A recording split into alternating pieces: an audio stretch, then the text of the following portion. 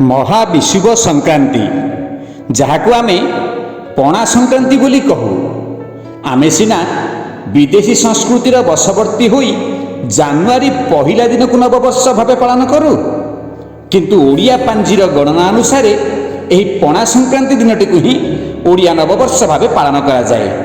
एही दिनटी ओडिया मानक पई एते पवित्र जे एही दिन दंडयात्रा पर्वर उद्यापन हुए, दंडुआ मानकर झामुचला हुए। एही बैशाख संक्रांति बा मेष संक्रांति प्राय एप्रिल 14 ही पड़ी थाए।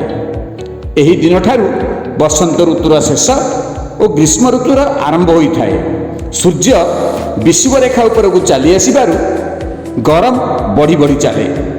दोल पूर्णमी रे दोल गोविंद निकट में समर्पित होता पांजी यही पणा संक्रांति ही प्रचलित होता है।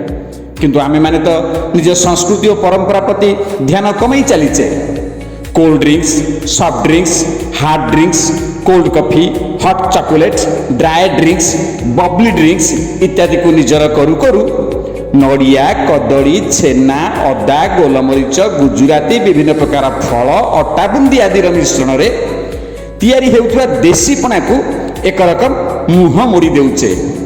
आज ए ओडिया खाद्य पानीय प्रथा को भूली न जीवा पाई एवं गोटे ओडिया भावरे ओडिया नववर्ष को अधिक भावावेगर सह पालन करिबा पाई आमे माने समस्त मिसी पालन करूचु ए पणा संक्रांति।